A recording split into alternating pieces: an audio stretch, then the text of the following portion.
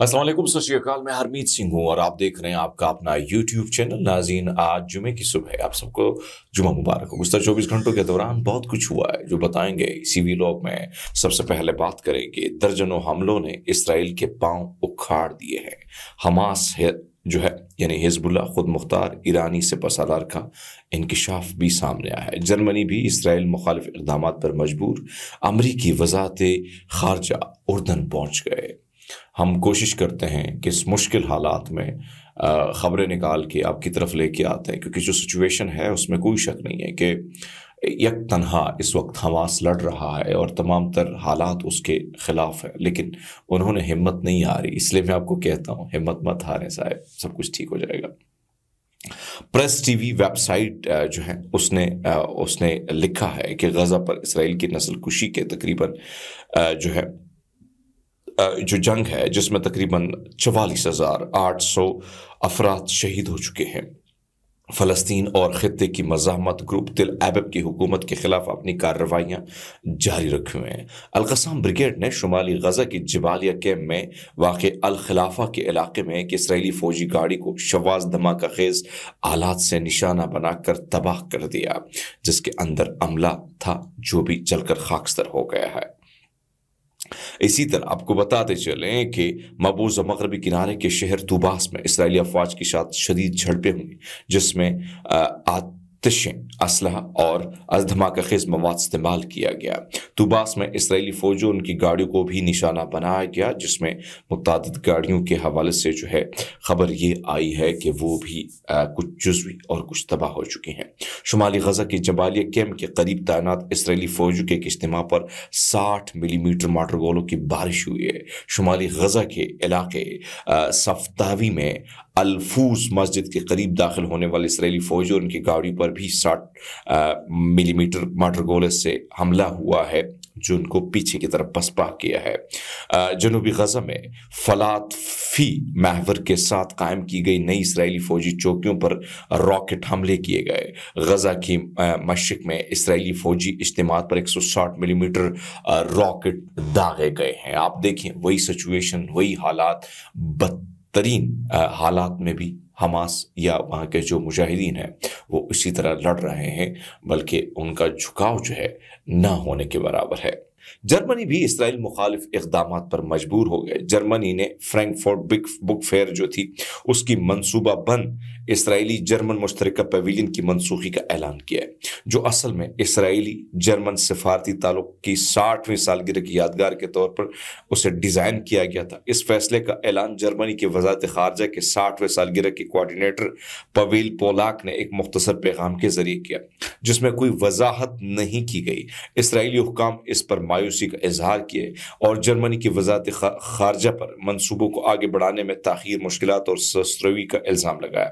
پچھلی اہم سالگرہوں جیسے 50ویں اور 55ویں سالگرہوں کو کے برعکس جرمنی اس سال کی تقریبات کے لیے کوئی مخصوص بجٹ مختص نہیں کیا، جس کی وجہ سے اہم اقدامات کی عملی حیثیت پر شکوک پیدا ہو گئے۔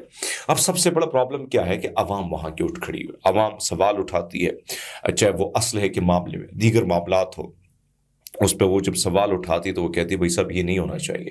تو وہاں پر عوام نے اپنی حکومتوں کو کہیں نہ کہیں ہر محاذ پر کافی مجبور کیا، اور اس مجبوری کے تحت اب ہم دیکھ رہے ہیں کہ وہاں کے جو حالات ہیں وہ دن پہ دن کچھ اور ہوتے ہیں۔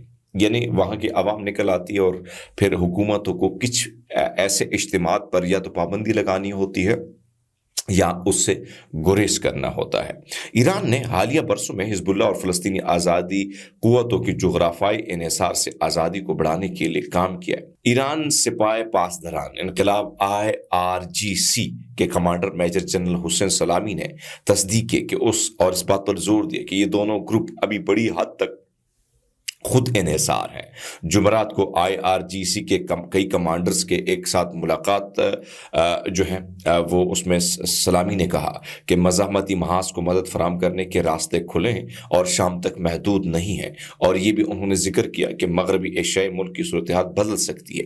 شام کی صورتحال پر بات کرتے ہوئے انہوں نے انکشاف کیا کہ ایران حالیہ مہینوں میں شدت پسندوں کی نقل و حرکت سے آگاہ تھا اور ممکنہ حملے کے محاذوں کی نشاندہی بھی انہوں نے کی۔ اسلامی کے مطابق تہران نے اس معاملے پر شام کے متعلقہ فوجی اور سیاسی حکام کو جو ہے پہلے سے اطلاع دی تھی، لیکن شامی قیادت کی طرف سے تبدیلی یا جنگ میں شامل ہونے کی کوئی خواہش نظر نہیں آئی۔ انہوں نے سوال کیا کہ کچھ لوگ توقع کرتے کہ IRGC شامی فوج کی جنگ لڑے، لیکن یہ کیا منطقی ہے کہ ہم دوسرے ممالک میں جنگ لڑیں جبکہ اس ملک کی فوج خاموش تماشائی بنی رہے؟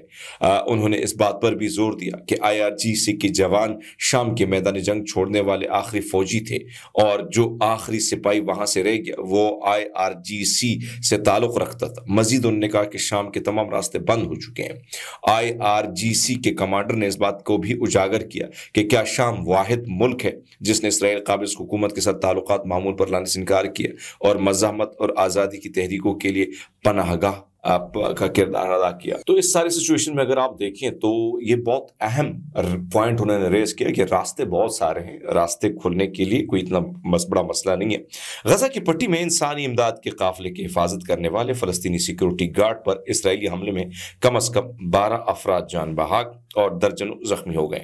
الجزیرہ عربی کے نمائندوں اور خبر رسائی ایجنسیوں نے اطلاع دی کہ طبی عملے مقامی رہائشیوں نے رائٹرز نیوز ایجنسی کو بتایا کہ جمعرات کو ہونے والے اسرائیلی حملے میں کم از کم 30 افراد زخمی ہوئے، جن میں کئی حالت کی تشویشناک ہے۔